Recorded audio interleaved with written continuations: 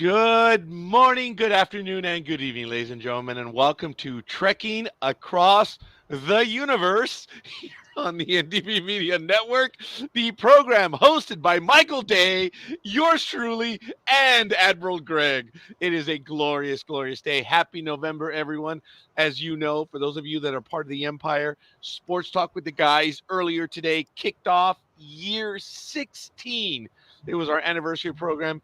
If you have a little bit of a feel for sports, go back and check it out. It's a wonderful program. And even if you don't, there were a lot of us having a great time. And look at that. Tanya returns as well. Hey, Tanya. So if you guys are interested in joining us in the program, please, by all means, let us know. I already sent one to Elizabeth. I'm going to send one to Tanya right now if she would like to join us once I copy this. But ladies and gentlemen, Lower Decks season finale was earlier this week, and we're going to get right to it. All kidding aside, you know who I am.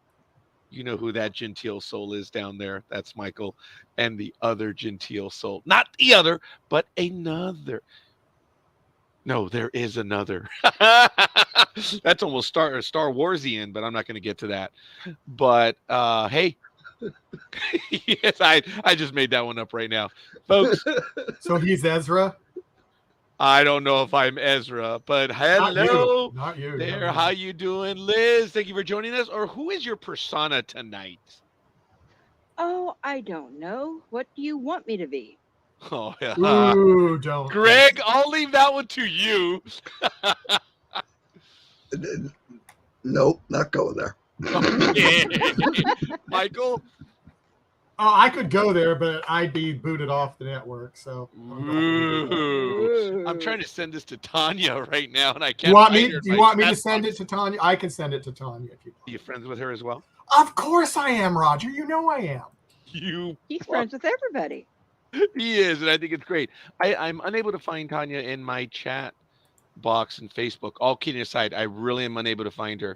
So if you are able to do so, I please. can do it. Mm-hmm. Yeah, but all kidding Yeah, aside, she said she just might join us for a little bit. shoot you a link. I think I did. And Yes, hey, you Tanya, did. of course. So all kidding aside, folks, we're going to get to it. Episode 10, the season finale, Old Friends, New Planets. And of course, it was written by Mary Darman and directed by Bob Suarez. And it had a runtime of 30 minutes, 10 seconds. And the caption, as I guess would be the old TV guide caption, Mariner faces her past in the season 4 finale. Woo-hoo! Greg, let's get to it, buddy. Get your thoughts, moments, everything. Boom. And when Michael suggests as such, we will go to the pre recorded review from none other than Aaron Vanderklay himself, who was unable to make it for the season finale. But there's some good news at the very end of that promo or review, which will make the announcement as well. Oh, Belana! What up, Belana? Hey, thank you for Hello. joining us. How you doing, young lady? I'm good. How are you? Good Doing very evening. well. Hello, hello. It has been a wonderful day, and I'm glad you're joining us for this episode as well. So I have it. I just gave the TV guide commentary. Greg, your thoughts? I, there was things I was pleased with. There was things I was disappointed about. Of course, I was hoping that I was right and Sito was going to still be alive, and I was hoping that you were wrong and he wasn't rallying all the other lower deckers. So you had a double whammy. Yeah. But anyway, it was charming. I thought it was good development for Beckett. We got to see, her be her, but not forcing herself to be her. If that makes any sense. There's one of the things Lower Decks likes to do is put references in your face. And normally I'm like rolling my eyes, but I am such a huge fan of Star Trek II: The Wrath of Khan Yeah. that as soon as that music started, I knew where they were going.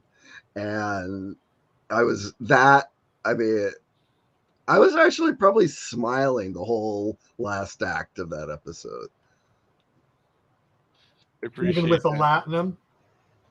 Even Oh. with the Latin. Oh God, that was great. That was great. Yes, that was. Oh my God! It has a paywall. Yes, I quoted that one as well. What did he say? Yes. I forget exactly what he 2 put. strips of latinum, please. Oh, he says payroll on a bomb. No, a paywall on a bomb. Yes, I yes. know. Oh my goodness, that was rather funny. I did like that, and I cannot get it to just type lower decks in the create post so I can get the code in the NDB Media forum post. There it is. Hopefully, iBeamer will be joining us shortly. But Michael, your thoughts on the episode? Oh, my thought was just what I just said. That was one of the funniest things. That it was like disarm the bomb and then insert Mhm. 2 bars of cold pressed latinum, and it was just like, you gotta be kidding. Tendi is a genius. She knew who was good. She had this was inside baseball, folks, in Star Trek terms. Tendi knew that Dr. Migaloo was going to be able to win, which was Mhm. really kind of funny. But there was the moment where apparently he won. He's like, "Oh, sorry, whatever," and it was going to win. She got splattered by the character, and then she falls on him. Yeah, that was just not good. Yeah. I don't not know good. about you guys, but I did. That was one of the moments where I did explode into laughter. I was like, oh my God, they won and then they lost. I did enjoy that. That was kind of funny. That almost had like a Futurama feel to it, that whole scene. It actually did. And there was a lot going on in this episode. I did get the Rathacon vibes. The minute Tandy took the Steam Runner class ship into it, and you saw the scenes from the Mutara Nebula. It was beautiful. Mhm. Absolutely beautiful. It echoed. I caught it the minute the ship went in there, and of course, as Greg said, heard the music. Oh my goodness, there was a lot to like in this episode. As you know, my favorite to date is still the season finale to episode to the first season. Let me tell you, baby, this one now comes a pretty close second because it didn't take long for this episode to really get moving big time. It was moving fast, and I don't know about Tanya or Elizabeth. I'm going to go to Elizabeth in a moment on this, but this episode again felt big and it felt movie-ish. That's why I love the season finale to episode or to season 1. It feels big. There's a lot of stuff on the line, and it's rare when you get that out of a 25-minute episode. But did you guys catch the runtime on this? It was 30 minutes and 10 seconds. That's long for for a little comedy. It was 30 minutes 10 seconds. It was well done. Elizabeth, I have more to comment, of course, but I don't want to monopolize more than I normally do because Roger. Elizabeth, thoughts? The thing that I absolutely fell down laughing, it was so funny, is within the first, not even 40 seconds, when they went back to Starfleet Academy. And you look at Mariner, and I shouted it out loud, and I'm like, holy crap, that's Tandy, as far as the way Mariner was acting. Oh my goodness. Yes. Think about it. Yeah. I like that. Hey, Susie, thanks for joining us. I agree. Yes, I did not think about that. They refer to her as like a fan girl, I suppose. Did you think it was just since you're on the Academy scene? Did you think it was strange that they didn't have the 5th member who actually got killed? He hadn't been killed yet, as far as I could tell, and he wasn't there. He wasn't with them. They didn't show him, and I just thought that was kind of strange. Actually, they didn't show They him in did. the original episode, First Duty. They showed him in this episode. Who they forgot was the other female member of, and yes, not Red Squad, Nova Squad. They, boy, I did not see that right. I thought they showed 2 girls and 2 guys. That's right. Yes, and one was Wesley. And Locarno. Yes. Yeah. But there was another guy who got killed. And he was in this episode. Episode. Joshua Elbert was in this episode. I missed him. Oh, I missed that one. He's Okay. the one. He was in there. He was the one. Okay, I missed him then. Yeah, I was thinking Wow. they didn't show him. So okay. Actually, they didn't show the other female Nova Squadron member. I think she had black hair or dark hair, something like that. You know, a Belana. I missed that. I messed that up. Okay. Tanya, some of your thoughts on the episode. I know you're a tad busy there, and I know it's late, but tell us, what do you think of the episode? I honestly have no comment. I'm still catching up on Oh, seasons. oh my goodness. Are we going to ruin it for you then? Not at all. Not at all. Oh, Tanya, I'm so sorry. It Look. just makes me want to hurry up and get through all the seasons. Oh, there's a lot of Where are you in the There's a show lot right coming. now? Where are you up to? Yeah, we'll change our whole show. We'll just talk where you've left off. So No. Been there, done that. we may have to do it again. You never know. Don't worry, Tanya. We will not be embarrassed because we know you're a Star Trek fan and all. But how far along are you? I'm only up to season 2. Oh, only that you're in. So that's cool. So I didn't think I'd like it at all. Uh-huh. I thought it would just be a bunch of poppycock.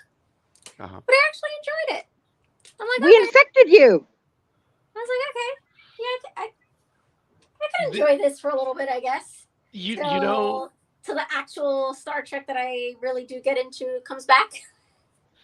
Tanya, when did you start watching Lower Decks? Was it before or after the review that we've been doing here?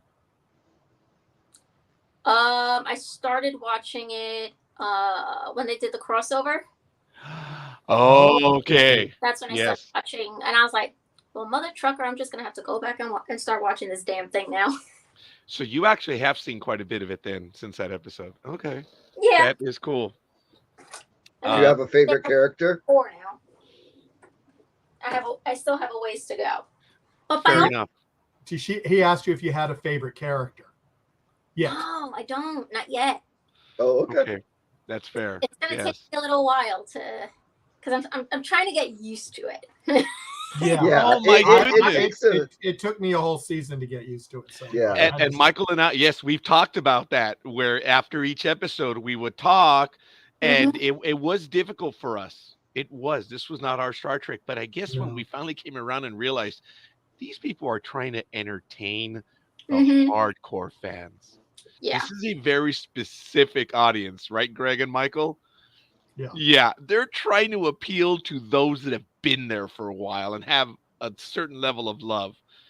Because if you get your average Star Trek fan, and I'm not trying to be derisive in any way, a lot of the stuff that's in this series, they have no clue whatsoever. Because it's lost on them. What got me though, what really got me was like that I had a hard time with is how fast they spoke, and it was that was that took me a while. I'm sitting there and I'm like, wow, they have just like, it's like Star Trek on Molly. Well, yeah, That's a way to describe it. Fit the story into 25 minutes. And... Well, and then if you notice on Strange New Worlds when they did the crossover, Mariner and Boimler. Thank you. Made a comment saying, "Boy, they speak so quietly and slow." You know. Well, I did tell you that it looked like Mariner had toned it down a bit in the series. And I guess I can understand that because when you're actually acting, no shot against voice actors, when you're acting, there's less required of you as voice actors. So they're able to just do that much better. The emphasis, you're doing it all here voice.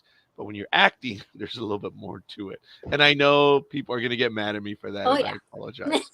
And it's not meant to be that way. It's just when you're physically doing it, there's obviously a little bit more. Because I remember when we did the review for Strange New Worlds, I said, you notice Mariner actually was speaking slower. Yeah, she was. She was faster than the other people, but nowhere near the way she was. Yeah. And I even commented, I like this Mariner, in, but it's the shtick on Lower Decks. So I'm sorry, Tanya. I hope we don't ruin it for you. But Susie No, does say no. something I noticed that Mariner and Locarno are equally insane. In some ways, they were. But what was cool, I thought, was the minute they move in to Mariner, there was no doubt, there was no in between. She was like, "Oh, hey, I like this guy's that full of crap," and all. Yeah. There was no doubt with Mariner. It's like she knew the cameras were on her, and she knew what side she was on. Yeah, and I think she was trying to be very coy at first because she didn't want to tip her hand. Oh, wow. Susie says that when she was a kid, I used to talk just like Mariner, super hyperactive. So my parents put me on Ritalin to slow me down. I think Oh, I was wow. of the age that my parents didn't know about that stuff. They're like, please, just calm him down. Go play outside. Go play outside. Yeah, go run. Yes. Go play in traffic. Well, So I tell my nephew, go play in traffic. Get away from Oh, me. nice. I look at the street that I grew up on, Ferguson Drive in Commerce. I would not let my kids play on that street today, but then again, I had a block fence. I did guys, I was lucky. I think I've said this in other programs. I lived a middle class life because of my father. It was lucky. My mother she did not work. She stayed at home. She did everything. I went to a private school. I mean, this is something I never could do for my kids. So I joked with people really being dumb. I said, I didn't know what racism was. I didn't know any of that stuff. We were the only Latin people in the neighborhood, but everyone was so cool and nice to us and everything. And the man who lived across the street, he had a model railroad set, and he would let me look at it all the time. He never let me play with it, but he always gave me his train books. He gave me all this stuff and everything. But anyway, I grew up in a middle class neighborhood. That's good. I was fortunate, but I had a block fence in front of the house with wrought iron, and then I had block all around. So I grew up in my backyard. The property, I know Greg and Michael will probably laugh at it. It was only 200 by 50. Folks, I lived in the backyard. It was Dagobah. Mm-hmm. It had a lousy drainage system, so when it rained, I had little swamps and the grass would grow high. Oh man, it was awesome growing up back there. I built my own starship out of wood and brick and stuff. It was called the Andromeda, and it was Star Trek. Growing That's up with Star fun. Wars figures, but I did grow up, thank God, not eating any drugs. I think that was a point to my story. I'm so sorry. I got caught in the Now eye. you need the drugs. Yeah, no, I don't know if I need them now. Elizabeth, what else did you like? I got a about bag this? full downstairs. Yeah, I got them somewhere else. What else did you about the episode? There were 2 or 3 things that it just caught me that was absolutely fantastic that they played in. And you even kind of made a comment to it alluding to, this whole show was built for diehard Trekkies. And there is a comment where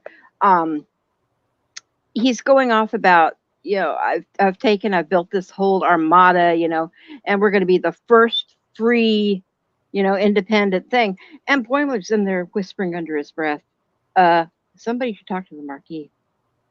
Oh, yeah. He said something about, the Marquis would love to have a word. Oh yeah, Locarno informs the galaxy, and then Rutherford comes in. He looks like Tom Paris, and Boimler says, "I don't see it." That was He commented on that twice. He made that comment twice. That was really good. There were 2 comments. Yes, and Boimler's like, "Look at the screen." Nah, I don't see it. And knowing that Boimler was in an episode with Tom Paris earlier, I think in the second or third, it was probably the 3rd season, but. Locarno says, "We are the first totally independent fleet." And then Boimler mutters under his breath, "The Marquis would like a word." I thought that was really funny. Yep. That was good. And I was just setting it up. I have the video by Aaron to give some of his comments. But what else, Liz? You said there were several other things. Just in general, little things that were touched on throughout the whole thing. And that even threw a little bit of a spin on Bones with his stuff. He's always, I'm a doctor, not a bricklayer, that kind of thing. It's absolutely made me die laughing. Um, you know, when Tandy is having the discussion with her sister, trying, to get the ship, and she's like, it's a warship, not a copy of Sword and Scabbard. Oh, that's right. I got that. I love that. Obviously, And it there's was the so book. Bones to me, tie in with that the way it was done. It was funny, the Ferengi black market Genesis device. Oh God, yes. And that it worked better than the original because the Yes. planet was stable Oh, afterwards. that's right. There was no proto matter that we know of, but that's okay. Obviously, after that moment, Locarno gives a call to arms and he describes the Trinar shield, which I got it the second time around, the 3 binars, the Ours. Trinar shield. Like, oh, okay, that was creative. All right, that was funny. It's like, can a Trinar shield work with binars? It was kind of almost it's like, excuse me, they are going by 2 binar. Now you have a Trinar. I'm so happy because this is the second consecutive episode with T-Lin now. And T-Lin balls to the wall. I mean, is this a member or what? This is a member. This is a Vulcan that cannot handle human beings. And yet she's a member first and foremost. Because then her first line, and she's talking about Locarno. His emotional behavior conflicts with his culpability. So even she knows the story of the Culvert Starburst. I love that commentary. And just a little, and I think Mariner says this guy sucks, starts everything, but let's see. Tahana says he's an a-hole, which was kind of funny. They were all going down the list. It was really good. I loved that T-Lin had about 3 or 4 moments in this episode, and each one was exquisite. I think she has become my favorite character, no doubt. And I just loved. She only said like 4 things in the entire episode, but they were But they were awesome. Just like significant. every time they write her in. Yes. Yeah. It was her presence too. She wound up being very number one is the best way I can describe it. She was Spock all the way with a lot of that. She had another line where she said Cerrito strong, I think it was. Yeah. And I thought it was great. And then when the captain called, she looked at it and without hesitation, go to voicemail. And they're like, wait, babe, but that's your captain. And she's like, yeah, I don't care. I was like, wow, that was cool. Those were the subtleties there. I know I wrote the notes in there of what she said, but yeah. And then she says, I want to continue in my career with you, Tandy. She says, oh my God, you want to be my science bestie? That was really cool. There was a lot to like in this episode. Yes, Sword and Scabbard. Yes, and she's I demand barter by combat. Combat. Yeah. That destroyer or whatever battleship, that was cool. Using a ship to break through this Trinar shield. And then we see the captain's yacht, and Boyman's never seen a captain's yacht before. So, yeah, that actually was one thing that they could have, they goofed on, because we did see the captain's yacht in Insurrection. Insurrection, yes. Well, we saw the inside of it, but did we see the outside of it?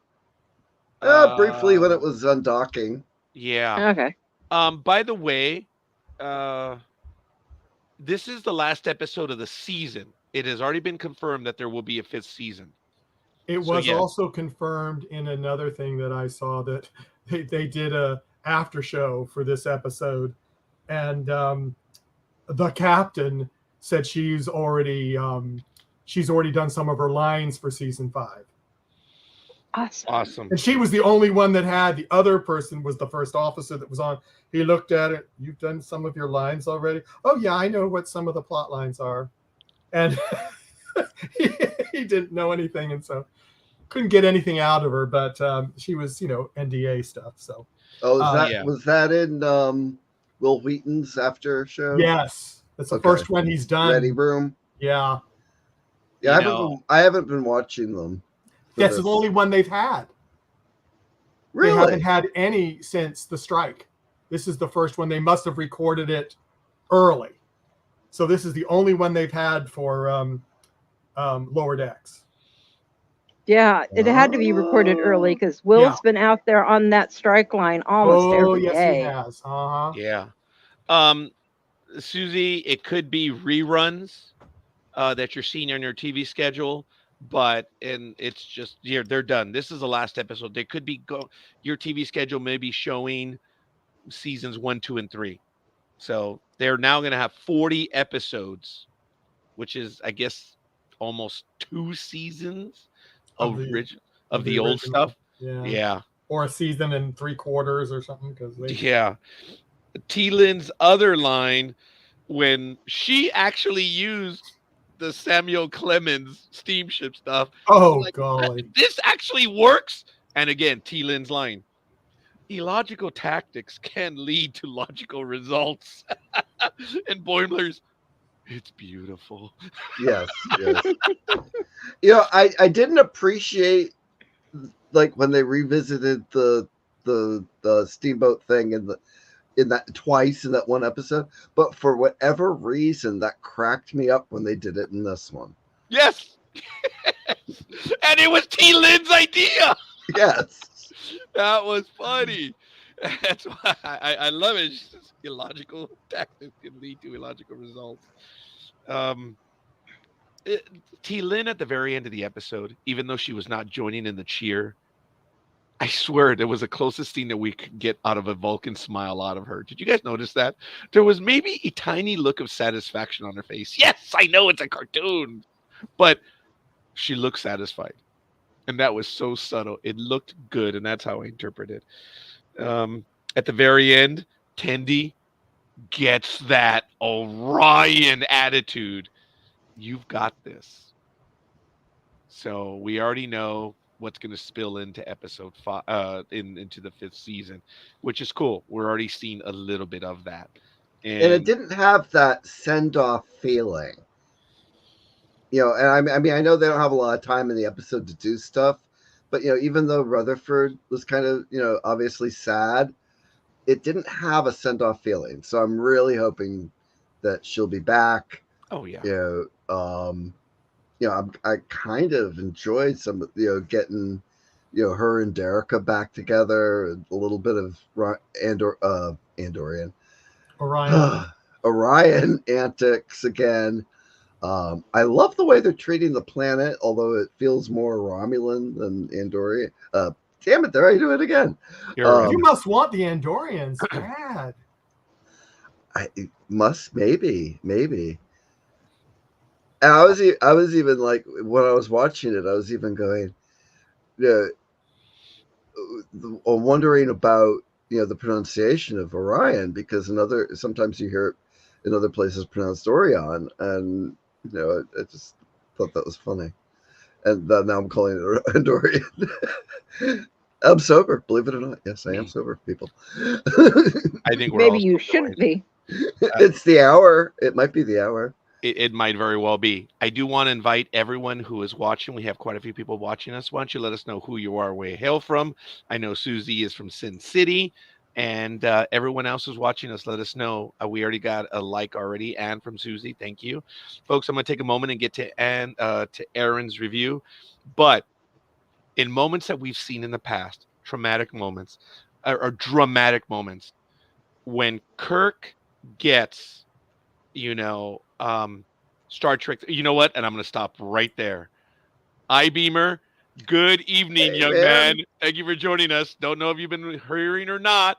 What are your comments, young man? Hey, oh no, I just barely getting in, so I haven't heard anything yet. It's That all can be good. good. We've generally just been giving our thoughts on the episode, so I'm sure some of the stuff's going to be repeated, but I don't care. Beamer, I know you're busy. Thank you for joining us, buddy. Yeah, let's hear what you got to say. No, it was a lot of fun. Yeah. I'll say I did like last week's better overall, as far Okay. as with Mariner's story and the development we got there. But as far as wrapping up the season and tying everything together, it was great. It was fun. The at the beginning when uh, he was broadcasting and telling everything was going on, and Boimler and Oh, yeah, what's his name? Rutherford. Rutherford is sitting on the bridge. I don't see it. Yeah, it looks exactly like Tom Paris. It was funny because Boimler, first Rutherford said, he looks like Tom Paris. And you can see Boimler squinting in the eyes. I don't see it. And then there was the other moment where they're like, dude, he's Tom Paris. Nah, no. Nope. Still don't see it. Yeah, that's right. Still don't see it. Yes. Wow. It was, and they said it twice too. Boimler's blind, dude. And I commented earlier, Beamer, that it was interesting because remember, Boimler had an episode with the teacup or the dish, remember? With Yeah, yep. with Tom Paris, Yep. the collectible. So but anyway, so there was fun stuff like that. It was a lot of fun overall. It was good. So It did. I was gonna comment just before you came in that it even had its hardcore emotional moment. In no small parts, when Rutherford says, "This is me, Tandy. This is the real me. I've got this." And then Shaq says, "And I've got you," and they're rushing off to save the Cerritos. I mean, that's folks, 100 years ago, maybe even 200, these are stories that were told by campfires and fireside chats. These are the heroic tales that we grew up with. And that's what these stories are. And I know I'm going to be laughed at. It's just a cartoon. No, it's not. This is our mythos. These are our stories that we're even going to pass on to others. I'm sorry. Yes, someone was going to say something. well, I was just gonna say, I mean, it's not just a cartoon. They've tied it into the entire franchise. I mean, it's 50 years of Star Trek history now. Yeah. 57. Yeah. Yeah, whatever. Yeah. 57. Come on. I'm that guy. 57 years. Yes. Thanks, Tanya. I'm sorry that you're busy tonight, but thanks for listening. We will refer to you, of course, from time to time, but thanks, Tanya. So yeah, that call when Freeman immediately, it's similar to what happened in Star Trek 6, The Undiscovered Country, but it's also, even Picard did it in Insurrection, a little bit in First Contact. Those were perfunctory, if I may. The one where Kirk is relying on his crew. He's on the bridge of the Enterprise, and he's telling these professionals, you've risked your lives. I still have to take another step. I thank you, but Dr. McCoy and I have to do this. And they immediately jump in. They're like, hey, dude, we know there's only a chance that this person may be alive, but we're done already. And Freeman does the exact same thing in this ship. She says, look, I'm about to disobey orders. I'm asking you. And Boimler's looking, and you see all the lights on the ship lighting up. And he says, they're all in. I mean, I'm sorry, guys. I get emotional over this stuff. This was awesome. And Boimler was, they're all in. That's it. Decision made. Let's do it. These are the tales of old. It's a comedy. It's a cartoon. But this is the stuff that affects us because it's good television. They're told well. And I did appreciate it. Her call to arms was awesome. And they responded awesomely. It was great. So, if I may, I'm going to get to our fifth member of this. I know we have five now, but since Liz has joined us, she would be our sixth. But Aaron, was in on this almost from the very beginning as well, if not the beginning. He recorded his review. So um, let's do it right now. And let me know if you can hear the voice right away. Oh, damn it. Sorry. Roger's a blockhead. Here we go. Let me bring it up right here. Sorry. Okay, let's try it now. Let me know if you can hear it. Hello, Roger, Yes. Michael, and Greg. Sorry I can't be with you today, but I do have a couple of thoughts from this finale episode. First of all, when we started watching it and the Star Trek Universe ident came up, I was like, oh, I feel like they've never done a sort of two-part finale before. I wonder if they're going to start it with like the traditional last time on Star Trek Lower Decks. And sure enough, not only did that happen, but the whole time through the previously trailer, I was thinking, what are they going to do? And now the conclusion, and they did. So that was, I feel like what's so great about this show is that it really plays into that nostalgia of, like, it's not really relevant to the story, but it just makes you feel like you're watching like that 90s Star Trek. So I really appreciated that. I loved the fact that Mariner doesn't get sucked into Nick Locarno's plan. I thought there might have been a moment where she sort of changes sides, but literally she makes it very clear to him they're not the same people. And as soon as he sort of presents her to the whole galaxy that she's going to be on his side, she shuts them down immediately. I really loved the flashback to, I guess, the First Duty episode. I'm so glad that they got not only Will Wheaton, but the original actor that played Sito in. That was great. I love that Mariner's almost like a groupie and a bit pathetic, and they treat her as a bit of a joke, kind of. It was so great to see. Also, Josh Albert, who dies in the original episode, he had a sort of visual cameo that we never see as well. So I really appreciated that too. I love the fact that we got another sort of classic Star Trek trope of Starfleet saying to the captain, no, you can't go off and do this mission, and she manages to rally her entire crew to disobey orders and go help. That's obviously very Star Trek First Contact, and I guess the Undiscovered Country as well. I'm sure I like countless episodes.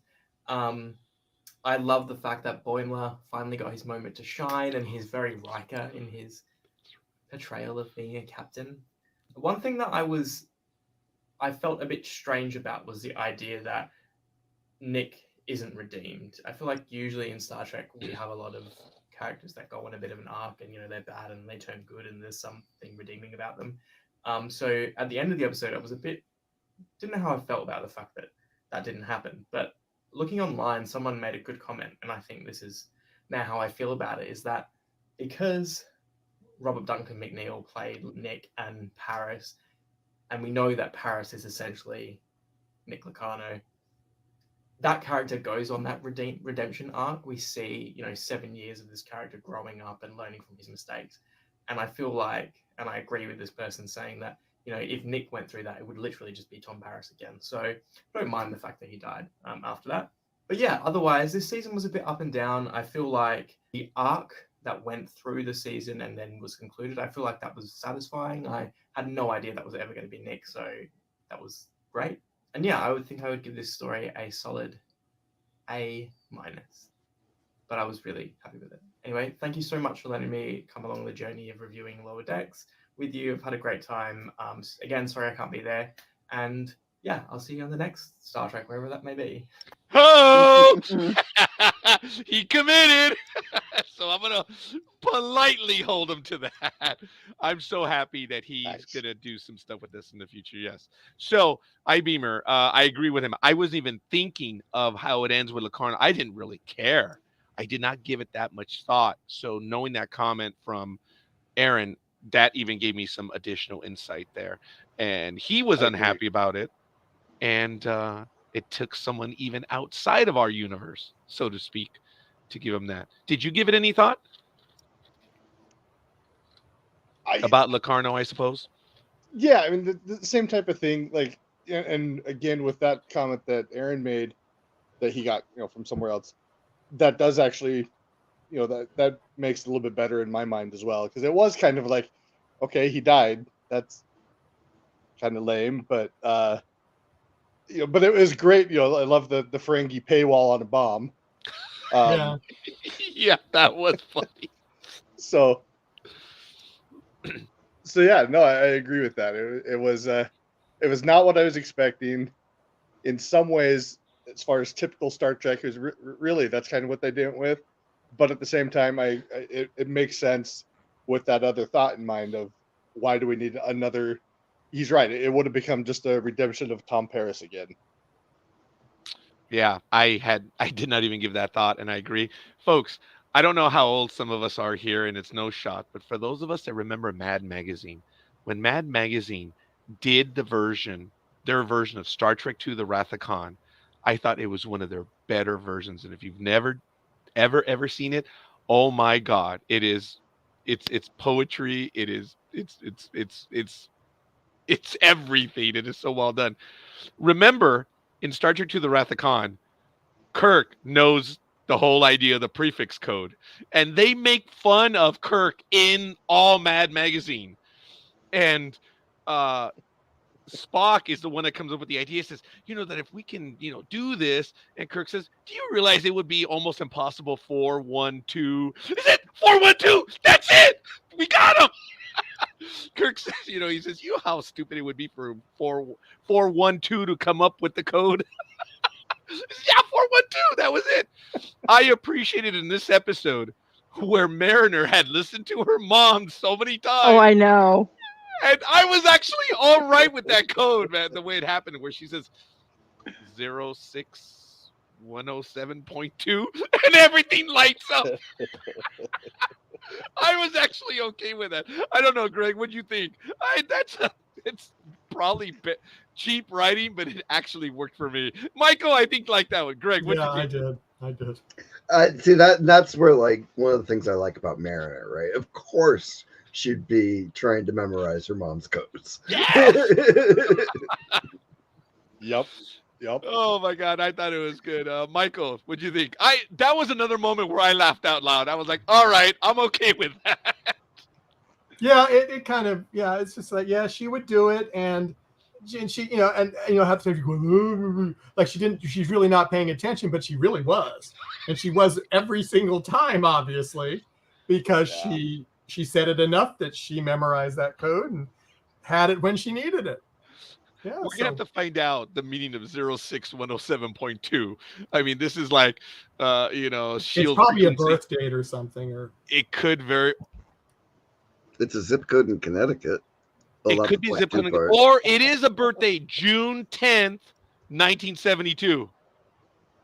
It could be. I don't know. We'll see.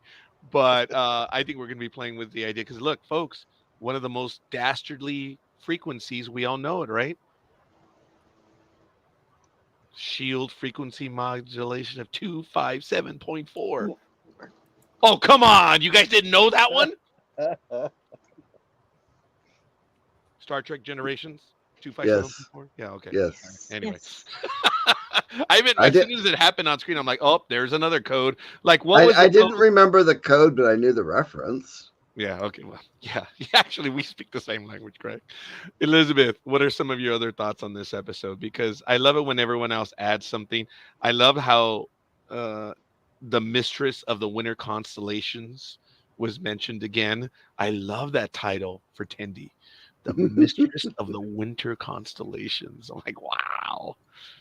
It was really good. Oh, and then when Mariner got into it with the Ferengi, says, "Hey, rule of acquisition 91. Your boss is only worth what he pays you." And they're like, "Oh, but you're forgetting rule of acquisition 289. Shoot first, count profits later." That was cool. That that was almost like I'm rubber, you're glue type thing between kids. I thought that was good. It's kind of funny though. That and what you were talking about with Mariner and the codes were two other things that I wanted to mention that I thought was hysterical. Awesome. I like that. I also got a little bit of the Q vibe when she was engaging the shield, and she actually. Did you guys notice the special effects on it, or not the special effects? But did you catch the animation when in the ship combat? Was that drawn or was that computer animation now? I believe their ships are computer. Yeah, because it looked good. The 3D is really good. Yeah. And actually, that was like one of my favorite things about this episode was all the ship candy. And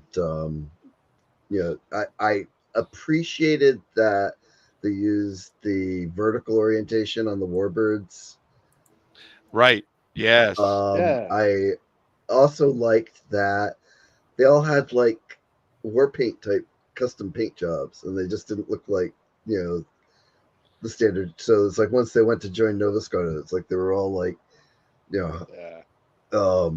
custom paint Personalized. jobs and Customized. yeah, yeah, It did. It looked really good. Again, as I mentioned sure. earlier, The, the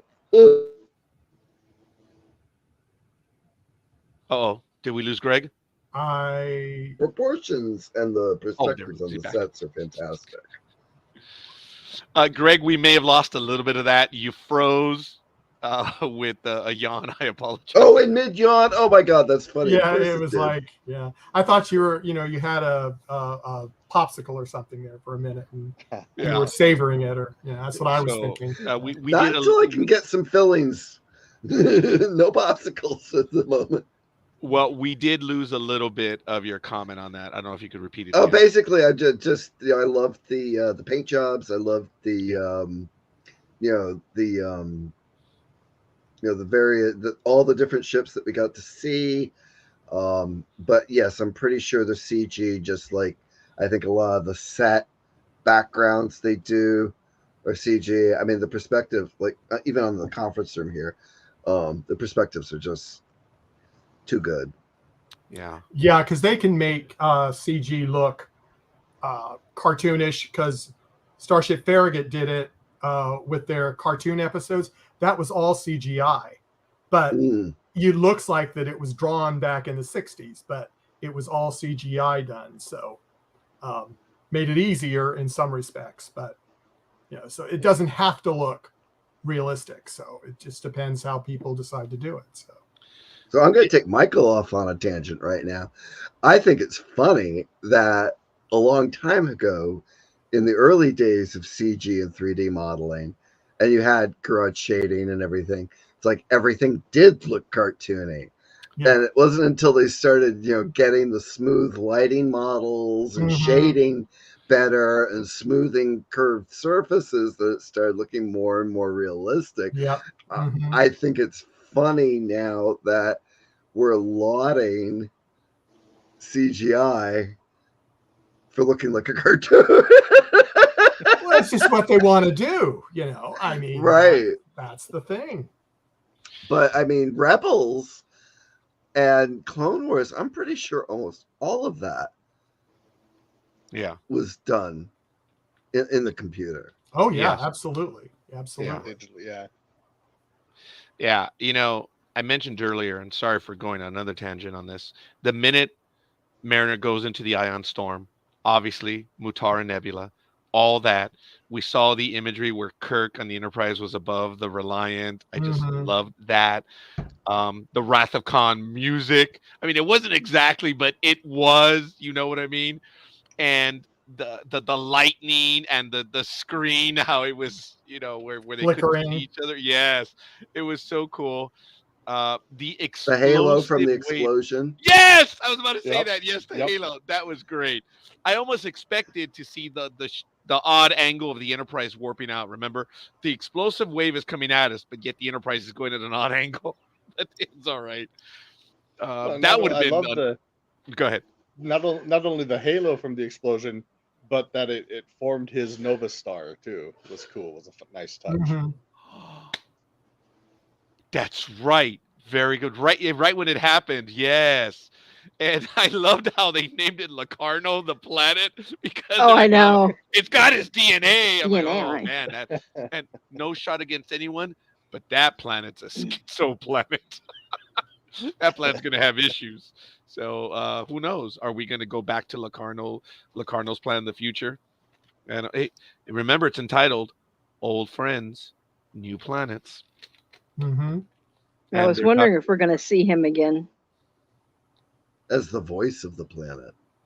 Oh God, that'd be perfect. And it would be perfect if there are starbursts on the planet, and they're gonna have to call them Colbert starbursts, but that's all right. Look, I thought it was absolutely awesome. Again, it was really cool how they used the destroyer to slam through the shield. That was a creative thing. The thing was just so big it could get through. Oh, and when the Binars and the Romulans turned on him, that was kind of funny. That was cool. They just beamed down. I don't need you guys anyway. It's like, yeah. It was good. I loved the lines of T. Lynn. Like I said, she only had like 4 or 5, maybe 3 or 4 lines, and throughout the episode, she was great, and it was good. I enjoyed the episode, folks. I don't know. Some more thoughts on particular things that you got out of this, or we can just get straight to your combat. Comments. Combat. No, it's because my notes. Mm. Combat. Sorry. 3 pages this time. 3 pages. So it was good. Any other I was going to say it again. You Any other again. comments? Well, should I do the first strike on Roger and just turn off his video or something like that?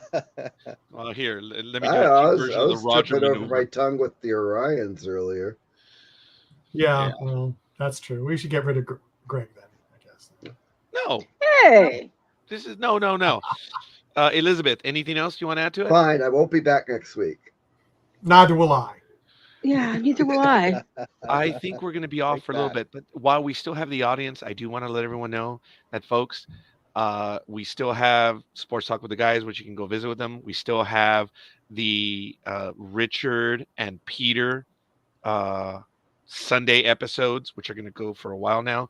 But I will be returning, and I believe my compatriot Greg will also be returning with me. I don't know if If you'll anyone have else. me. You're all welcome. On December 8th, it is a Friday, but we chose that day because it's the actual 20th anniversary. I've been wanting to do this for 4 or 5 years now, and I'm finally going to do it. The series is entitled Back to Galactica. And on December 8th is the anniversary to the Reimagining, the miniseries. It debuted on December 8th, 2003. I want to do the 20th anniversary. I can't believe it's 20 years of Battlestar Galactica, of the new one already. So that one will be on December 8th. We're going to have a follow-up on December 15th, and then we don't know what we're going to do on the schedule. So I invite all of you, any Battlestar fans who want to join us, you know how we operate right here. So I wanted to put that one out there. That's going to be at 6 p.m. It is on a Friday, the first 2 episodes. I'm sorry, just because of the way it worked out. We will change that.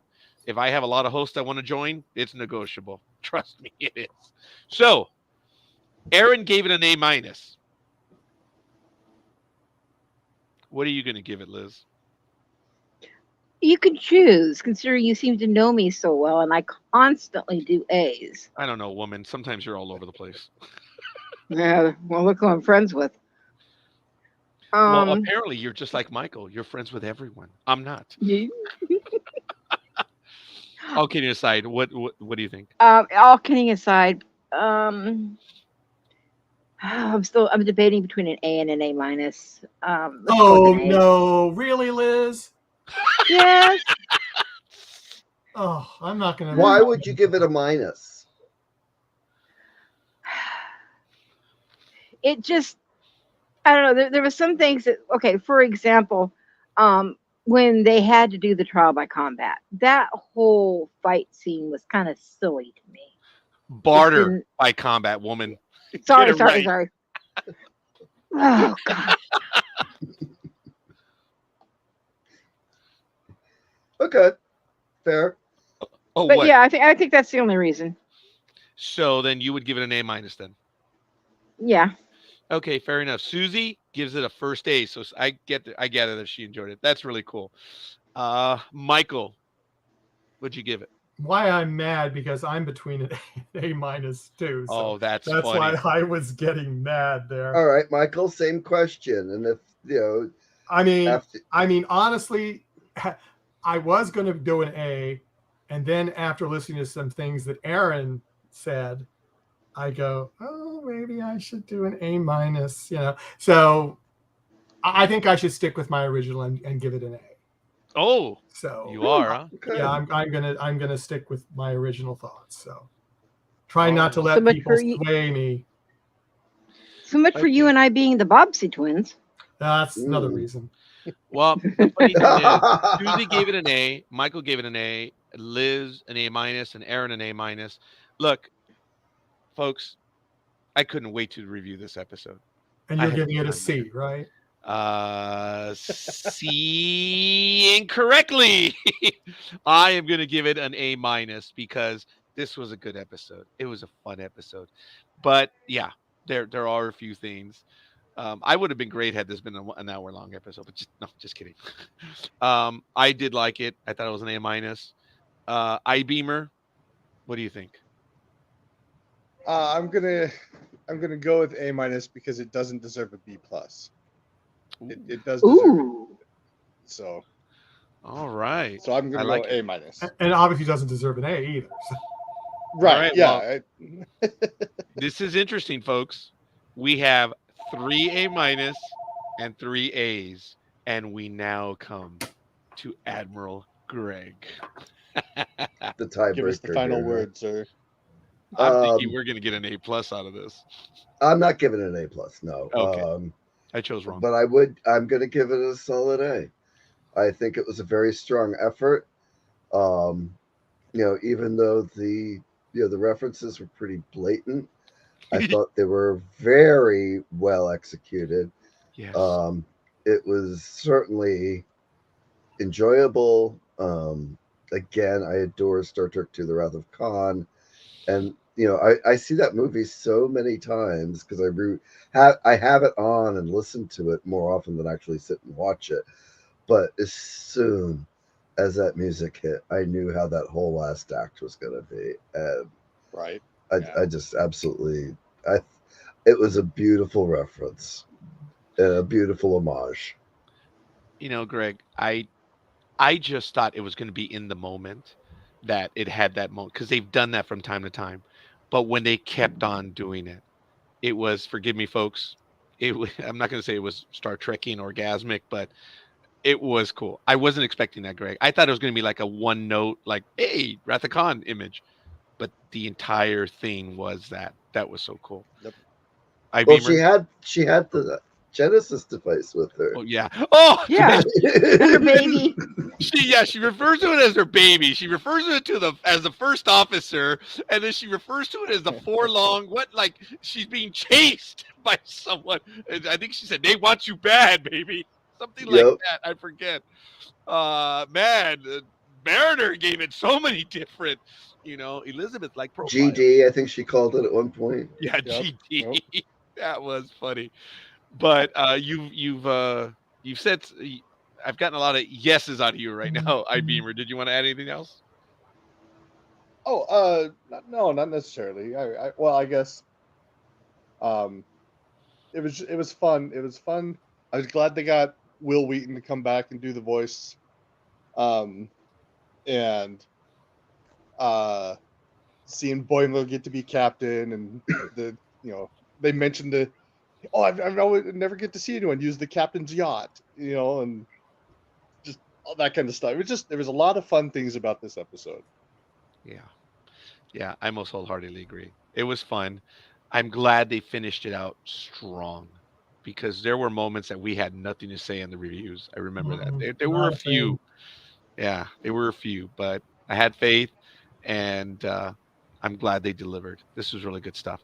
As you know, folks, I mentioned, I think it was 3 or 4 episodes ago, that it was confirmed by Mr. McMahon himself that there will be a 5th season. And it was Michael, right, that just shared earlier that in that episode that Carol Freeman has already had some lines recorded. That's kind of neat. I can't wait. I hope it's not their last season. McMahon implied it could be, but I'm glad they're going to be back. All right. Or maybe they'll go to Netflix for season 6. Who knows? Oh, I found Prodigy on. It's not. You have to buy it, but it's on Apple TV, so it's available. The season is available for $20, $19.99. I'm debating. Nah. Really? Nice. Okay. Amazon.com. Yeah. I believe the second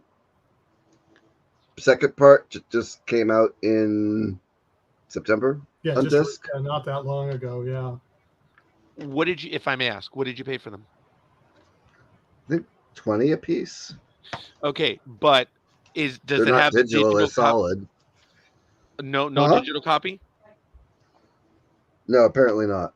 Oh, that's okay. All right, but is there a lot of additional stuff in those Oh, Blu-rays? sure. The first set has Odyssey of Prodigy, Producing Prodigy, the planets, Producing Prodigy, the ships. Oh no, that's the second set. The first set has Kobayashi Maru, the Prime Directive Trick Tradition, the Protostar Pack, Gadgets and Gear, and the Protostar. I have not watched any of the special features yet. I am up to episode 7. Did you see Prodigy the first time, or you did not? I started watching it like a month before they took it off. Oh, that's And I right. That's watched what like you the said. first Yeah. 3 episodes. Then that week that they took it off, I watched like the 4th and 5th episode. And I'm like, and then I went back to watch number 6 and it was It gone. was gone. Yeah, they took it off so quick. Yeah. It's like, it's not that I didn't like it, it just wasn't grabbing me because it's geared towards younger kids. Well, it got sophisticated. I have to give them that, and it did. And I think for those of you that have seen it or not, at the end of the 5th episode, I think it is, right, Michael, where Yeah, they sounds right. discover why it's called the Why it's called Protostar. what it is. Yeah. I mean, both Jimo and I were like, "It's got a what in there?" That was Yeah. awesome. I mean, Yeah. that I think that's what hooked us, and it was in the 5th episode. Beamer, have you seen Prodigy? I watched it earlier in the year. Okay. Went blitzed through the whole thing. So, and it definitely was one that it took a little bit to get into it, like you said, Greg. And, It did, but it's like I felt good about it because it was geared for the younger kids, because to get them into Star Trek, and that's what I liked about it, because some of them, some of this stuff goes over their heads, but this was geared for them, and it wouldn't go over their heads, and they did explain things that they take for granted on all the other Star Trek shows. That if you've never seen Star Trek, you kind of just go, what's he talking about? Yeah. So, yeah. And I think if I remember right, I had just finished the last season of Clone Wars. And so that was still pretty fresh. And so there was a lot of, it feels like Clone Wars to me in a lot of ways. mm-hmm. And then with mixing Star Trek, and so it took a little bit for me to like, okay, do I like this? Do I not? And then as I got into, I kept going. I was like, okay, I'm glad I watched it. It was a lot of fun. It was really good. Yeah, Clone Wars got better in like short way into the second season, when they realized that probably good 70% of the audience are the adults. Right. Yeah. Hey, Liz, did you see Prodigy? Yes, I did. Unfortunately, stuff happened about halfway through the first season with my health, and I had stuff going on, so I had a real hard time finishing the first season. I have not seen anything else. Well, I do expect the first season to be streaming on Netflix eventually, if they're going to pick up the second season. Mm-hmm. Oh, they probably believe will. the second season's almost wrapped up. It was they almost wrapped up when they cut it they were off. already in post-production at the time. Yeah, that made no sense what they did, but they obviously had their reasons. So Tanya's asking about Section 31. Last I heard, it was going to be a movie. Yes. A movie. Oh, I hadn't heard that. And do you know what the problem is? Certain people are very busy. The titular character, that woman. Wow.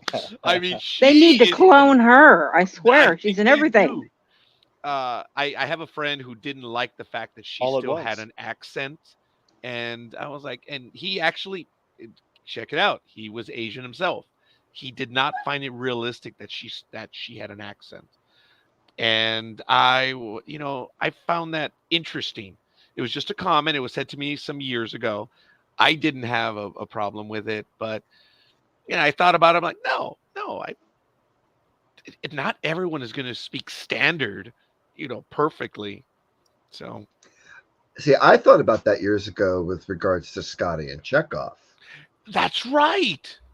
But, it's like, That's if right. you think about it, I mean, how we're looking at like 2 generations now of,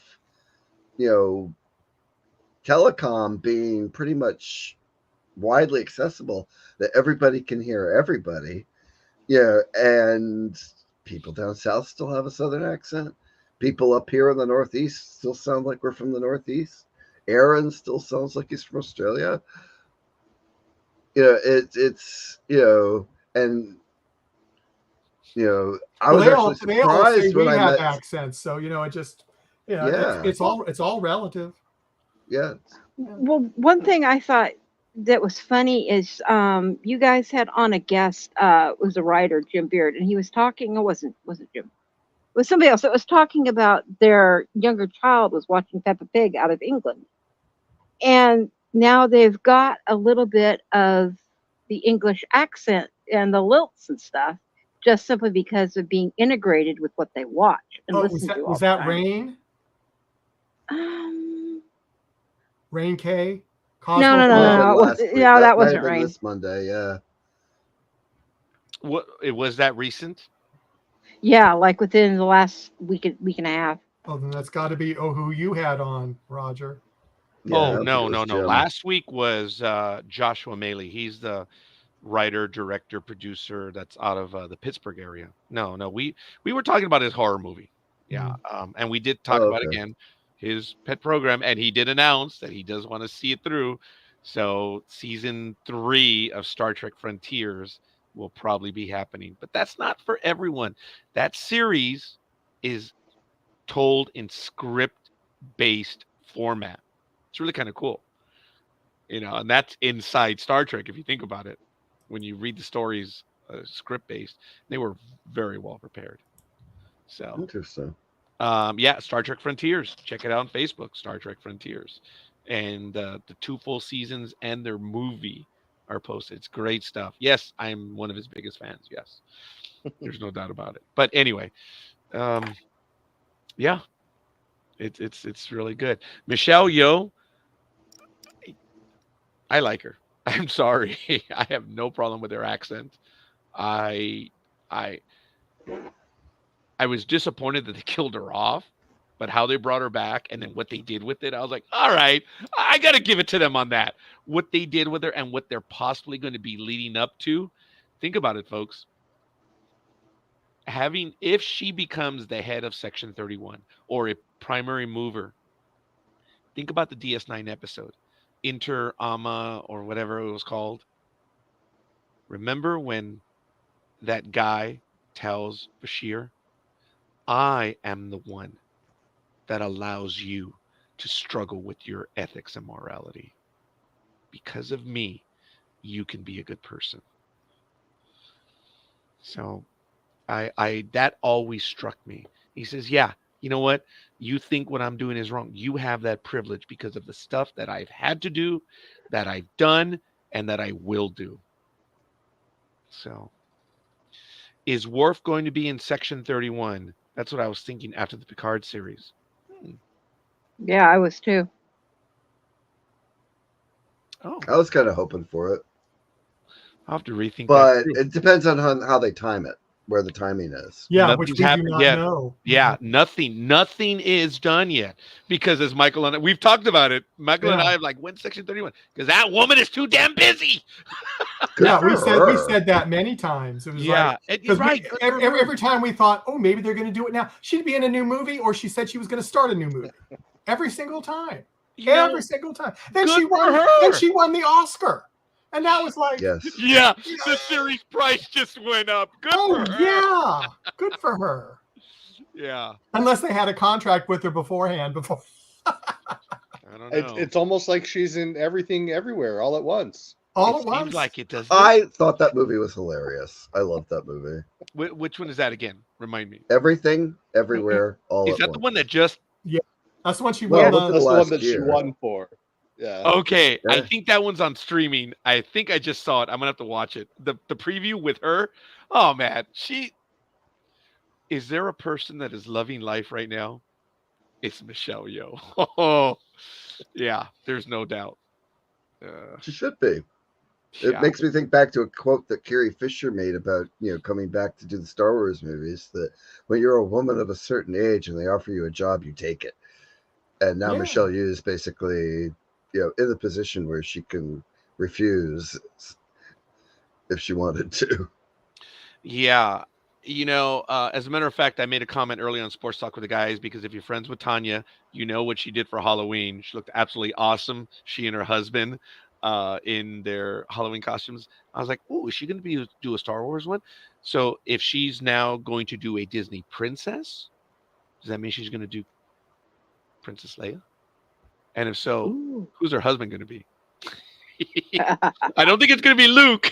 I don't think it can be. Will it be Han Solo? Tanya, I think your husband can play Han Solo, kiddo. Oh, yeah. So How about Chewie? he is tall. He is big. And then she would go around saying, I couldn't steam the carpet, so I had to bring him out into the air to clean up the walking carpet. And she could say, hey, look, I have my walking carpet. Next year is Ahsoka. Oh, the cartoon one or the movie, the series one. So, I think Yeah, we know Roger has a thing for the cartoon girls. That cut it out. Beamer, were you here for that one? Oh, I I think he was missed not. last week. I think it was last week. I admitted my first cartoon crush. Did you ever have a cartoon crush? Oh, as a Padawan. Okay, she'll be as a Padawan. Okay.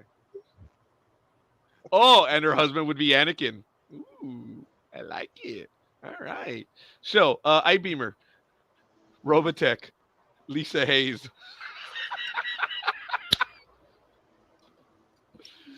Oh God, please tell me you've seen Robotech. I have. Nope. Okay. That moment of silence, or maybe it was No, James. he was thinking about it. I'm trying to think. You're throwing me on the spot here, so I'm trying to think back of who it might have been. I'm like, did that son of a bitch throw it at me? Wanted me to comment? That sicko, Lisa Hayes. At least he didn't say Min May. I mean, Yeah. The 14-year-old going on 9. Yeah, Lisa Hayes. I just thought she was cool. Look, I had no problem with Captain Janeway either. She was also one of my favorite characters. I do like Janeway. And she was a cartoon character.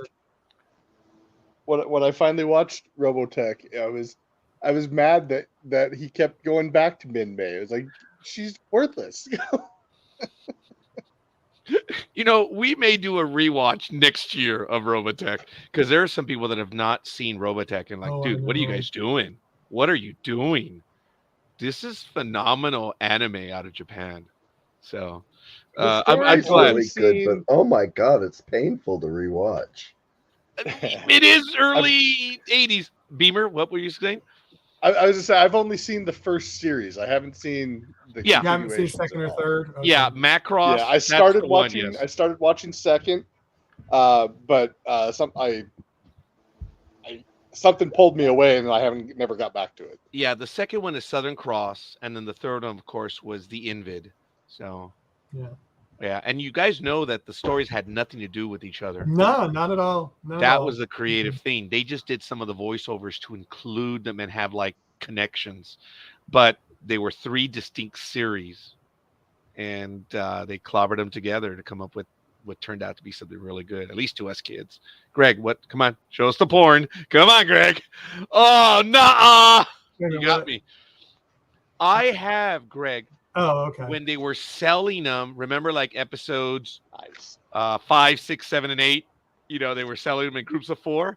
I have like 4. Yeah, I think they're around the corner. I'm not gonna. This took me forever to find. Yeah. So it's the DVDs. I had the VHS complete tapes. The Gatchaman series. So it's the English dubs of Gatchaman, not Battle of the Planets. Or G-Force. So it's English dubs of Gatchaman. It took me forever to get a hold of these, and yeah, they're a little painful to rewatch, but it was very nostalgic. But this was mine growing up. Was the Battle of the Planets, It was for me as followed well. closely by Star Blazers. Oh my goodness, yes, Star Blazers. I just watched the Star Blazers 2021. Oh my god, the redo! Oh my god, that was No, so Yeah. wait. good. Wait, is that as in the movie one, or is it the The anime version? series. Yeah, it's updated animation. I may not have seen that one Yeah. yet for Star Blazers. Oh I my Yeah, saw god, the a friend of most mine recent. friend of mine let me Talk- borrow it. I just watched that a month or two ago. Talk So about good. spaceship porn.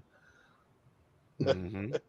Well, did Oh you my guys god. see the most recent Star Blazers movie, the space cruiser? I grew up knowing it as Yamato. I hate it when people the Yamato. Like, oh come on! I speak English. It's the Yamato. Have you guys heard that? Where in English they call it the Yamato. I'm like, doesn't matter, Yamato or Yamato. It doesn't matter. It's on the ocean bottom off Okinawa. Let it go. I You're did gonna think get clobbered.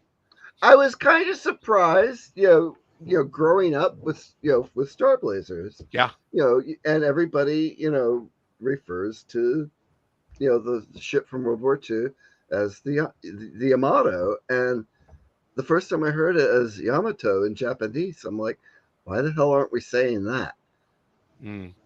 Yeah, because if you guys remember, it had a different name in the American when it first debuted in the 70s. You guys remember the name of the ship? Oh my god. It started with an A. The Argo. The Argo.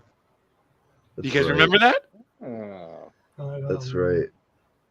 Okay, check it out, guys. Seriously, it was referred to as the Argo. It was obviously the Yamato, but okay, sorry, Susie. I think we lost her on the anime stuff. But yes, thanks for visiting with us. But it was called the Argo. So Okay. Yes, it was like later, like in like the 90s and stuff that you know I started learning about the original sources of things, like Gatchaman and Space Battleship Yamato, and Right. so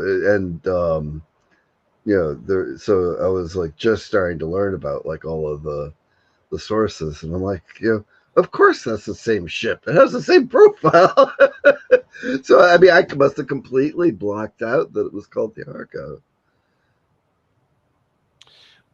if you look up the Argo space battleship Yamato, it says people ask, why is the Yamato called the Argo? In the English Star Blazers dub, the ship is noted as being the historical Yamato, but is then renamed the Argo after the ship of Jason and the Argonauts. Yes. So that's why in the English version I mentioned, it was referred to as the Argo. Yeah. That's inside Star Blazer stuff. Sorry. So hope I didn't ruin it for everyone. I have those discs here somewhere as well. No. I don't. But anyway, the redo is also hard to find on disc. Oh, okay. But it's on Funimation. Oh. Well, look, if you So guys is it ever have a chance wrapped to into see, Crunchyroll then? They still haven't merged the streaming services. Gotcha. if you guys have a chance, you should check out the movie that was done. I really thought it was much more recent, but I guess it was done in 2010. Yeah, it's about 13 years old now. Yeah, it's good. I mean, it's subtitled, but it for people that don't want to read, it's work, but it's good. Let me tell you, when that wave motion gun goes off the first time, oh my god, that was well done. It was in 2010. Wow. But the updated anime is done in with CG ships and stuff. Oh. So unlike the movie, you got to see a lot more spaceships. That was one of my disappointments with the movie is, we didn't get like a lot of the big battles and stuff because they had to fit the whole story into one movie. Well, that's what they did when it debuted here in the United States. Remember, it was a 2-hour movie. They had to do the whole story like that. And then when you had the series debut after, that was really cool. I thought that there was some really neat stuff. You guys remember when they were near Pluto and the gun was on the far side and they used the satellites as mirrors to reflect the man, that was cool, dude. Because I think they knew there was a gun on the planet, but they're like, "Man, well, we're on this side, we're okay." Wait, whoops. That was cool when they activated in that episode. I think it was Pluto, but I don't remember. That's all right. So Well, all right. somewhere up there, I've got I think it's 1/500 scale. I haven't started yet of the 2199 version. You do. You have it, huh? Yeah, it's I was going to say I got a lot of appreciation for a lot of the model kits that we sell where I work. After watching that, I was like, "Oh, this makes a lot more sense now." Yeah. Huh. I found a model shop about 2 miles away from you right now, and it's huge, and it has everything. And folks, for those of you that know and don't know right now, my infatuation with history is the Pacific Theater of War, and specifically, I am an armchair historian to the Battle of Midway. I've written probably 15 reports on that over the years for myself and for other students that needed A's in class. But anyway, so for me, it's the Dauntless dive bomber. Remember, Michael? I was like, my God, we're in the museum here, and then there's no Dauntless dive bomber. They have the K-163 German Comet. They've got it here, and they don't have a Dauntless dive bomber. Oh my God, I lost Remember, my I mind. had them take it out because you were coming. Remember that? Yeah, but you left the Enola Gay there. You guys I know that in the did. museum there, the Enola Gay is there, and it's just like what, Michael? 6 feet above you. Yeah. It's that close, guys. What's the name of the museum, Michael? It's an extension of the Udvar aeronautical. Hobby, Air and Space Museum, Smithsonian. It's amazing, folks. It's in Virginia. It's by Dulles Airport. It's an amazing museum if you ever have a chance to go. The one in Washington, D.C. is amazing. But, folks, that museum, oh, my God. And most people don't know about it because it's not on the mall. So they don't even know it exists. I had a personal moment. Mike actually had to leave me alone, or I walked I away did. from it I had to leave him alone. when I saw the Enola Gay Yeah. right above it. And I want to give you guys a little bit of trivia. As you know, we have NDB Media on blogtalkradio.com. Dan Schlossberg does Travel Itch Radio. His host is Christine Tibbetts, used to be for the first 5 years or so. And I finally got it my nerve to ask Christine, "Hey, Christine, are you related in any way whatsoever to a Colonel Paul Tibbetts?" And this is a loquacious woman. She's a wonderful speaker and everything. Her response to me by email was yes. That was it. There was nothing more. There was no like, "Oh yeah, by the way, this." And it was just yes. She gave me a perfunctory response. It was very clear to me that she acknowledged my question and out of politeness would answer it, but made it very clear that that's all I was going to get out of it. That was interesting. And she was a host on this network for about 5 years. So if you look back on the Blog Talk Radio, the first 5 years when we had Travel Itch Radio, Christine Tibbetts, she is a direct relation to the pilot of the Enola Gay. So tiny, small world, I guess. So anyway, hopefully I bored you guys with all those details. Mm-hmm. Liz? Yeah, I think Liz went to sleep. No. I have the same fascination, so I was just intently listening and soaking it up like a sponge. It's incredible if you ever have a chance to go to the museum because there are planes from all over the world. what surprised me the most, Michael, was that they had that carriage for the man that jumped. Remember, Oh guys? yeah, from whatever how many thousands of feet up. It was yeah. about 100,000 feet. Do you guys Yeah. remember when that happened? Yes. That carriage that he flew up there in the balloon that he jumped off is right there in the museum. Wow. That is something. I think Red Bull supported it, something like that. But if you guys have a chance to check it out, you guys should. But all right, let me see. Okay. And just to know how big it is, just one of the many, Give me a moment, many Michael. planes. Oh, okay. iBeamer, thank you. I understand you're having issues, and look, I appreciate it, man. We'll be in contact. Let me know if you ever want to do anything moving forward, but the invite will always be open to you, young man, to join us at any time. I thank you. Adding you to this cast, it was a lot of fun. Thank you for accepting our invite, iBeamer. Yeah, he's having internet issues. All right. Everybody's had that today, I swear. Yeah, it's not been a good day. So, all right, buddy. We will speak to you soon. Take it easy, iBeamer. Jolan True. So, all right. Yep, there he goes. Yeah.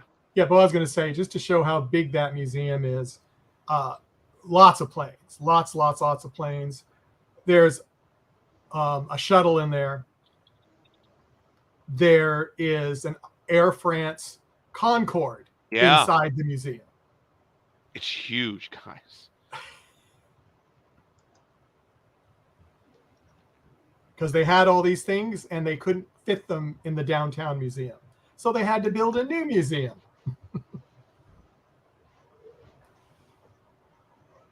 What more did you send? I would give my eye tooth just to sit there and walk around in there. Just sounds so fascinating. I love planes, especially historical planes. It even has the model of 2000, no, not 2000, of help Close me. Encounters Mothership. Thank you. Close Encounters of the Third Kind, the mothership.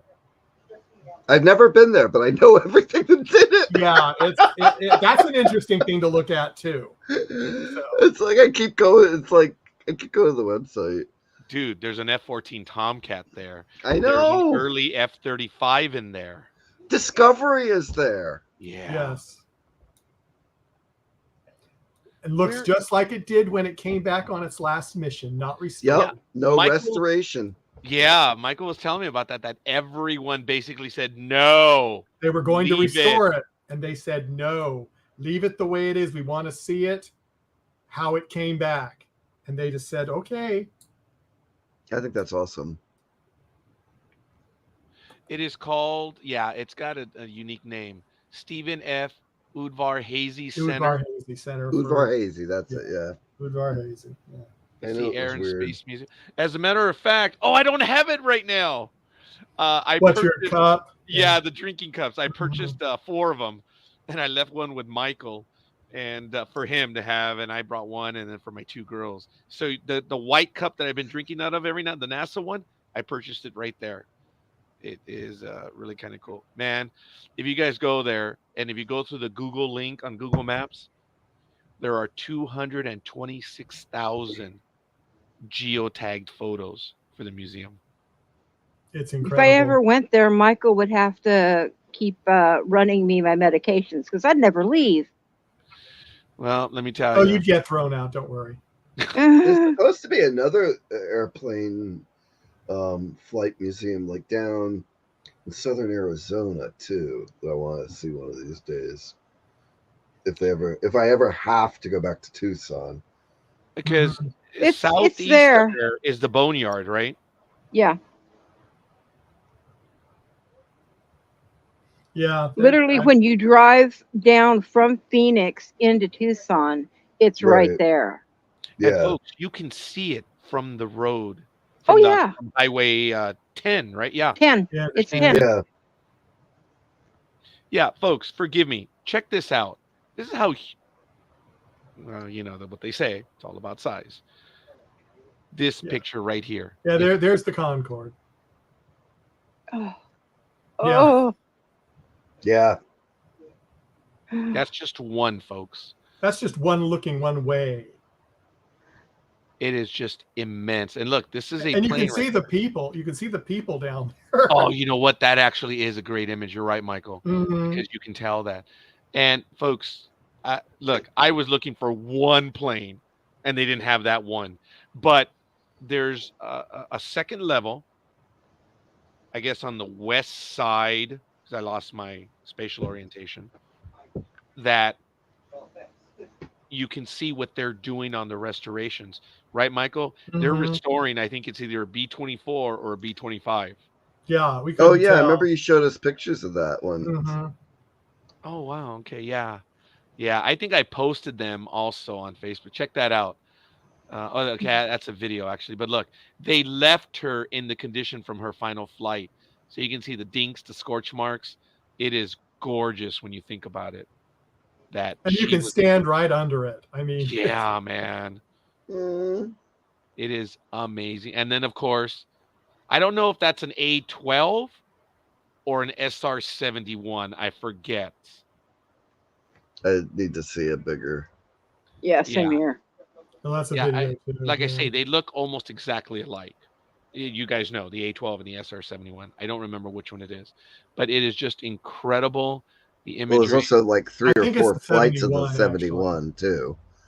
yeah. The 71C looks weird. Oh, I'm not familiar. But look, if you guys notice, there's the Concorde right there. See it? Yeah. So look at how far out this monster is. Seriously, I know you guys can barely see it. That little line back there, that's the Concorde. See it? From that other image. And oh my God, I think that's a mosquito right there. But look, here's a Phantom. That's a MiG something. I don't remember. And that is a drone up there. So it's just, this place is immense.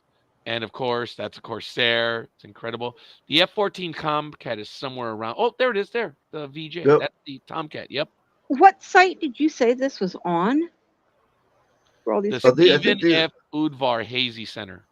Yeah. Okay. It's by Dulles Airport. You can get the links to it or through the Smithsonian website. Yeah. So if you can't Yeah. remember Okay. all of that, just go to the Smithsonian and follow the Smithsonian. Air and Space Museum to the Udvar-Hazy. And check it out. There's a Grumman A6. There's the F-35. And this is like one of the early ones. This is like the prototype. And then I forget what that one is over there. That could be a Viking. I don't know. But there's a Blue Angels back there. And then I think that's the Catalina back there. So from Just so World War you know, II. Roger, I Yeah, took sorry. my new roommate there about 2 weeks ago, Oh, yeah? and they were starting to assemble some more aircraft down in this area that you're looking at right now. Oh, It's cool. amazing. I think, well, the B-29 is there. Duh. Sorry. The Enola Yeah. Gay. But it's just, folks, it is. That's the outside of the museum. If you go up, Okay, there it is. yeah. I don't know if this is the A12 or the No, it's the SR-71. SR-71. Yeah. Yeah. Yeah, folks, it is amazing. Oh, that's a frontal of the F-14 Tomcat. Folks, look at how close you are to it.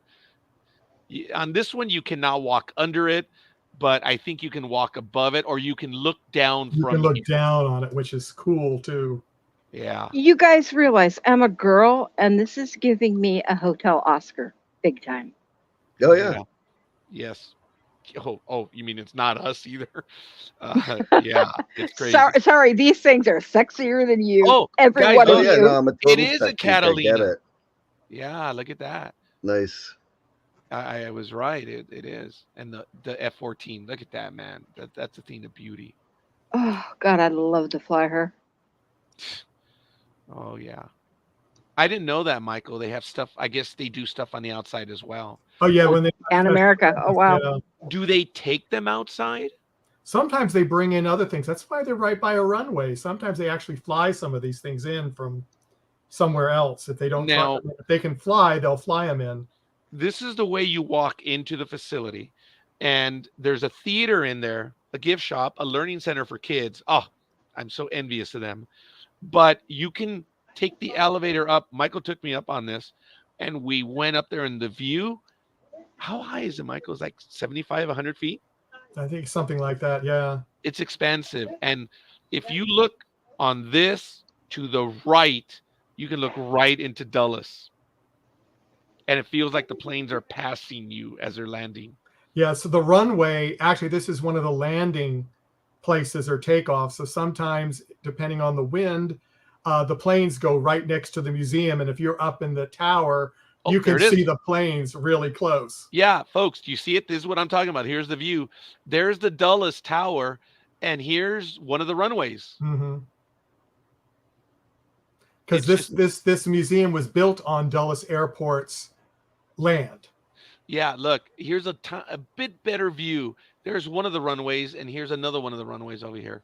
It's the planes are almost, it looks like eye level, but it's not. Yeah, and they have taxi places that go up to the museum. So as I said, if something flies in or is brought in, it can go right up to the museum and be dropped off or whatever. So it's really nice. Those are obviously models of rockets and stuff that they have, but it is just absolutely gorgeous. It's amazing. If you guys ever get a chance, I humbly recommend.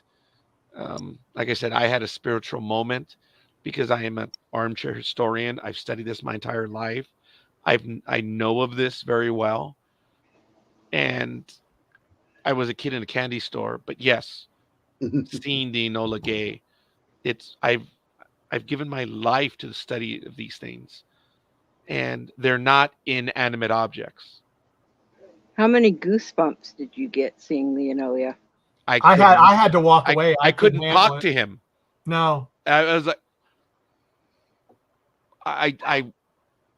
it was, I Now, think I did. Did I tell you beforehand? I can't remember how we did that. If I just didn't tell you and I went, You did look, not tell me. I said, look up, didn't I? I think you did. And I was like, and then he lost it. Because I've studied this my whole life. I've written about it. I've given so much to this. Look now, at that. That's look a at beautiful the rainy parking day. lot. Yeah, look at that. Parking lot. Now, what's interesting is when I went with my roommate, the parking lot was a little more full than that. And the museum was not that crowded. That's what is amazing. The museum is so big. The parking lot could be full, but you can still get around the museum. I forget what is listed right here. Donors to the museum. And I believe heroes as well. And heroes and donors. Yeah. Yeah. It's just amazing, folks. And the view from that tower is just absolutely amazing. It's just gorgeous. So, folks, I'm going to have to bid you tonight. Yeah, I think we're done. Good night. Yeah, we are. And but live long and prosper. Yes, and I want to do one thing, Greg. Thank you. This has been fun. This is not the end. It's great when you have a great thing to talk about, and this was a lot of fun. And I thank you again, Greg. It's been great, and for Michael as well, and Liz, thank you for joining us. You guys have been absolutely awesome. I live for this, and you guys are awesome. And Aaron, who's not here, I appreciate Aaron as well. I look forward to him joining us, and of course, iBeamer. I think iBeamer is part of it too, so we're good. I like this, folks. Having all these different commentaries, they work. So, Greg, thank you. I kept you for an extra minute. Don't want to make you suffer. Other than that, folks, we're done. Thanks for spending it with us. We are out of here, as they say. Have a great night, everybody. You too, Greg. All right, guys. We are out of here now.